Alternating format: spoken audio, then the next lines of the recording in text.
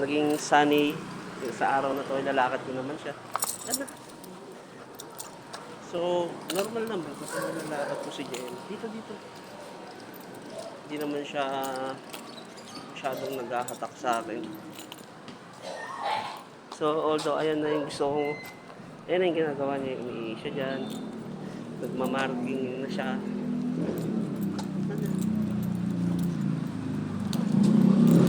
So, bago ko siya ibigay sa owner para ilakad, ayoko nang masyado siyang reactive. So, para sa safety rin ng may-ari, kaya ako yung naghahawak sa kanya, ako yung nag-handle. So, pag binuwa ko siya, ganito lang. So, although yung posisyon ng ulo niya nasa pag-i-scout, mahilig kasi siyang mag-scout ng mga kung ano man yung mga nandun sa ilalim. Kasi nandun yung mga trigger niya. Ayun lang.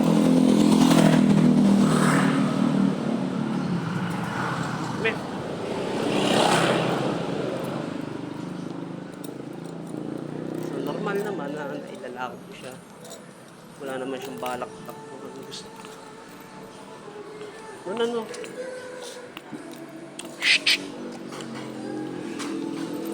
Ayun yung ayaw ko minsan ginagawa ng aso while walking. No. Yung snip siya ng stick ng sahig. Hindi ko gustong ginagawa ng aso yun kapag naglalakad. Dahil may iba siyang gustong gawin. Meron siyang tinatrack na scent sa sahig. Although di ko alam kung ano yun, pero possible mga pusa, aso yun. Yun lang naman yun. Kaya hindi ko pinapagawa sa kanya na gawin yun ng matagal. Kasi may iba yung mindset niya.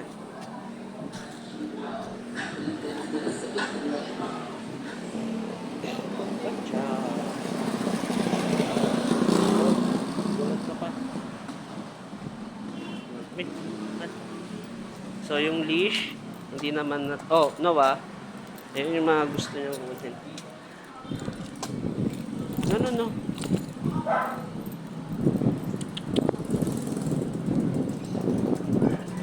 Ito kung si CR siya, why not? Pero ayaw ko rin ugaliin ng aso nyo na habang naglalakad, marking siya ng marking. So, hindi nagbe-benefit ng training sa kanya sa ganun. Pero lang siyang ibang gustong gawin. Hindi ka. So, kung gusto niya naman tumumi, bata siya, gusto niya tumumi. Ayan. So, papansin nyo naman sa posisyon na hindi naman siya nangihila. Although gusto niya lang lumayo sa left side ko at mag-snip. So, activity na namin kasi yung paglalakad.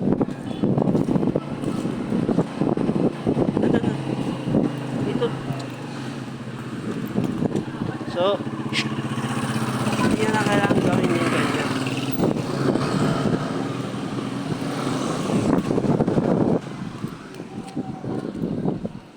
So, ayun yung tatlong pusa na guest ko kanina. Ayan. So, nagpapadede na siya ulit. So, ito lang naman si Gemma. Hindi naman siya nag-engage na puntahan yun. So, dadaan kami sa mas stressful na street. Saan may aso.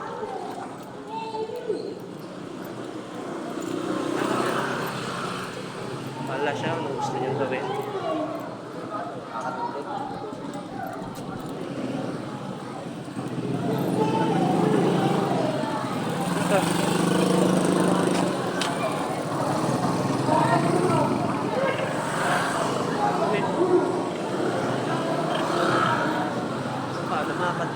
So dito sa way na to may mga aso dito.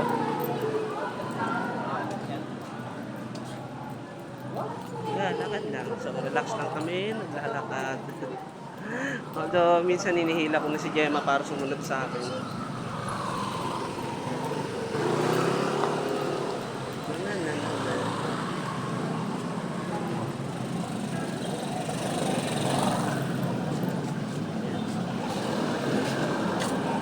Gemma.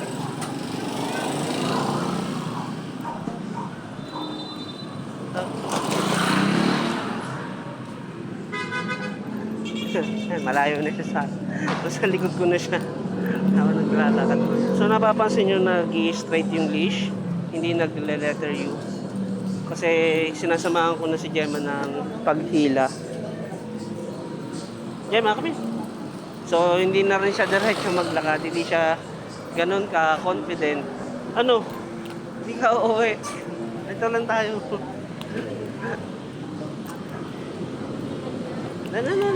Come here.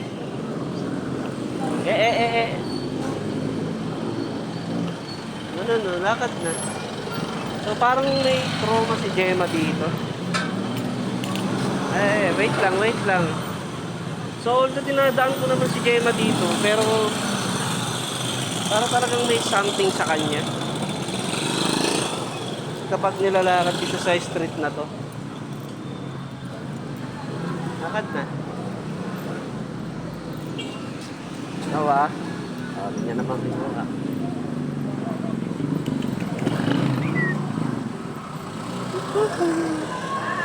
So sa street na to, parang may ina-avoid si Gemma. Ewan ko lang kung ano eh. Matagal ko nang napapansin yun pag nilalakad ko siya. Hindi ko lang alam kung anong kinakatakot niya doon.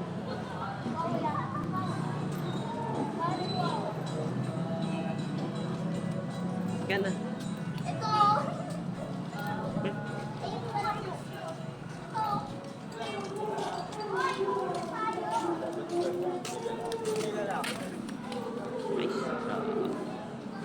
Babalik ulit kami kung saan kami naglalakad.